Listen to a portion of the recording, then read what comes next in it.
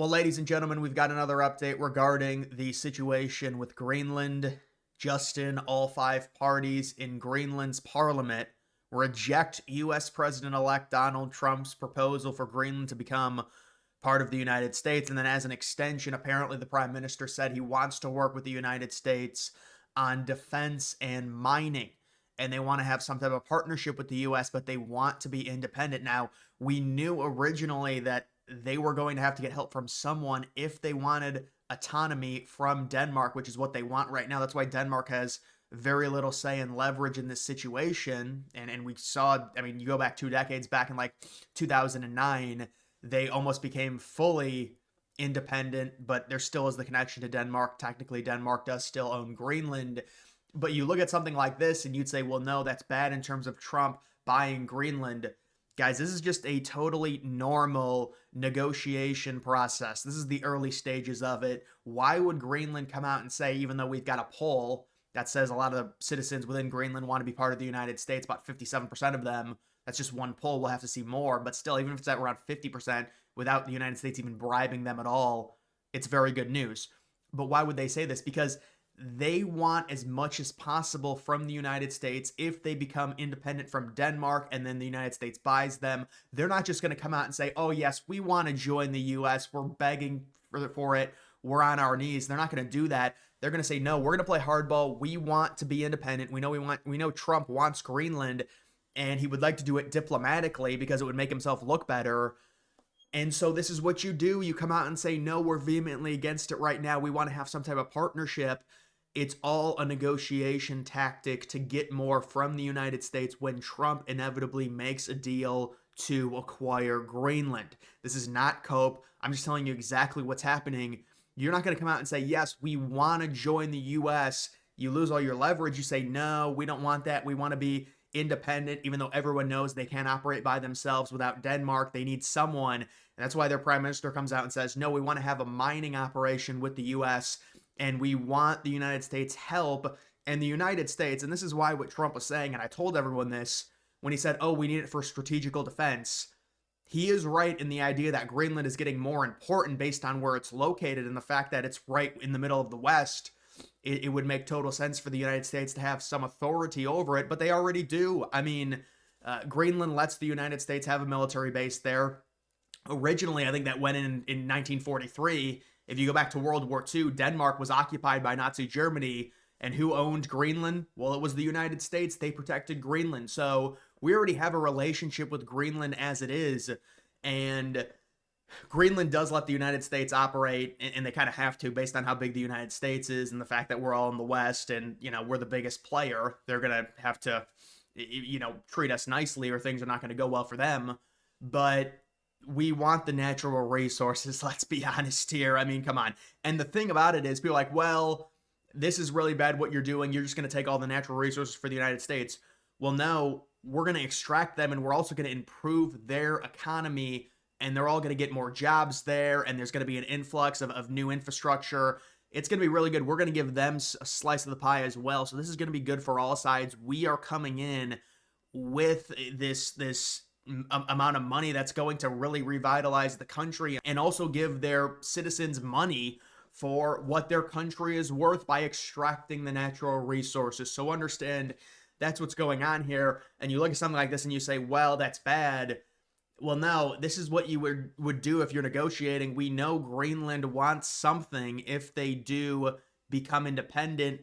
And the main reason they want to be independent, this has been going on for a while now where they want to be independent, but now they're really ramping it up because they know Trump's trying to buy Greenland, and they don't want it to be a situation where Denmark gets money for selling Greenland to the United States. They don't want to be in a situation because that technically right now, unless they do fully, they have a referendum and they're able to become independent, that's what would happen. Denmark still owns Greenland, even though they mainly operate independently of the Danes. Technically, they are still owned by Denmark. People keep saying they're independent. No, they're not independent. They are still owned by Denmark. Now, they're trying to get out of that because they want a direct negotiation with the United States to try and get themselves more rather than, stuff going to Denmark. They want a mainline, just direct negotiation so they get everything. So it makes total sense. So this is just the early stages of a negotiation. And listen, it's going to take a little bit of time, but I do think this is going to end up going through. We've got Biden coming out and saying, let's get something in mind about the border. When I became president, the numbers came way down. It's just totally false, just like verifiably false. I don't know what he's talking about. You'd love to see like a reporter go like, why lie? Why are you lying? You know, and you see a lot of Democrats just blatantly lie. Like it's just so, speaking of lying, DNC hires Kamala HQ staffers to combat misinformation from the Republican disinformation machine. And I don't know if anyone remembers I'm sure a lot of people do, the Kamala HQ Twitter account, which was basically made to spread, I mean, I don't want to use the word because I think the word's been hijacked, but misinformation. I mean, that's what it is. And I'm not just saying that as like, ooh, a Trump supporter Republican. Like, if you look at, if there was like a score, because the Kamala HQ basically operated like, the comparison would be like a Trump HQ or the, main Trump campaign account, whatever you want to call it. And there was like a score of how many lies each side told. I mean, I think legit, and I'm not just saying this, like if you look it up, legit every single one of the Kamala HQ tweets, they were like bad lies. It's not like, oh, you're just you're shifting. I mean, these are just blatant lies. It's just like when Biden said, oh, when I got in office, the border crossings, the illegal immigrants came down. This is just false. I don't know what to tell you. It's like saying Santa Claus is real. What am I supposed to say to you? Like it's just blatantly false. And so this, and now they're hiring staffers who, they were the worst spreaders of misinformation of the entire campaign cycle. Now they're going to combat other misinformation from Republicans. So people that spread misinformation are going to combat misinformation. You got to love the word misinformation, don't you? But no, that Kamala HQ account in specific, I mean, it was like every single tweet. I mean, they'd be like, the sky is purple. Like and it's like, I mean, like, what are you talking about? Like it was so bad. It was not even like they were, switching words around like you kind of do to try and fool people. I mean, it was like blatant lies, and it's like, but they're gonna combat misinformation now. We've also got Zelensky saying he's prepared to send 150 Ukrainian firefighters to assist in California fire response. And so we're seeing a number of different countries come out and try and help the United States. The United States is very appreciative of them, but this is all politics, obviously. Zelensky knows he's going to be negotiating with Trump as a facilitator. He wants to be on his good side. That's why Zelensky hasn't said anything bad about Trump within the past 4 or 5 months at all. He's been very cordial with him, and he understands that there is going to be a negotiation involving the United States with Russia. He's come out and admit it. And so, I mean, this is just a weird thing in context. Your country's been invaded by Russia, and you're sending firefighters to help the United States. But it's more of just like a symbolic thing, like we're on your side, stuff like that. And a bunch of the dumbass liberals fell for it. I saw the people on The View, they were like, well, Mexico has offered to help the United States. Oh, gee, I wonder why.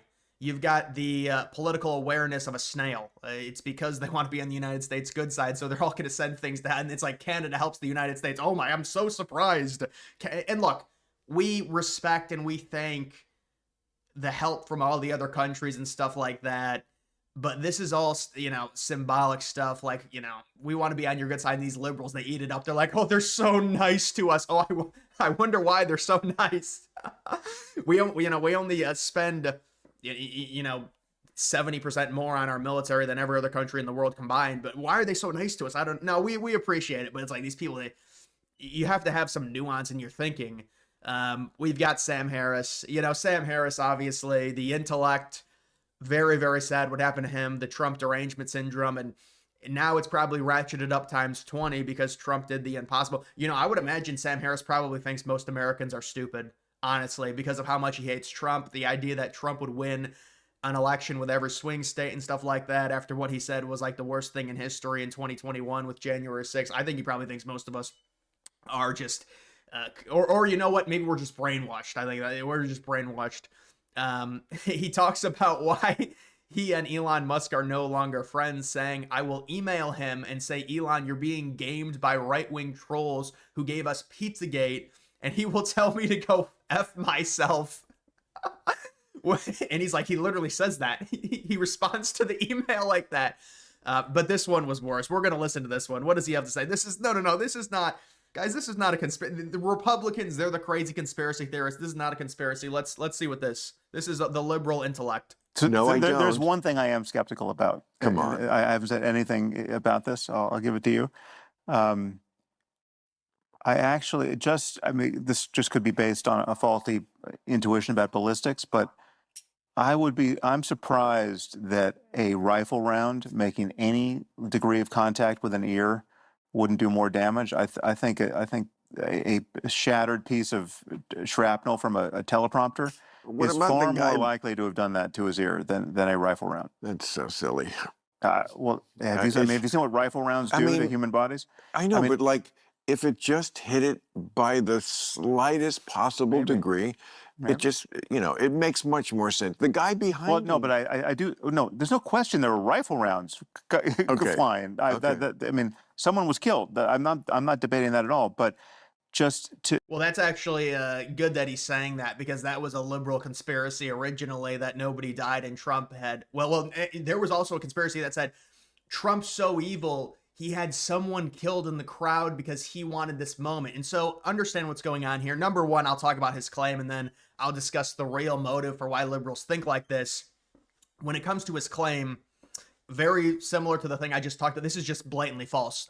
There were 2 teleprompters in the front on either side. Both of them after the shooting were perfectly fine. So him saying that, it was from a teleprompter, that was an original thing that got rumored right after the shooting, that maybe it was something from a teleprompter that somehow clipped his ear.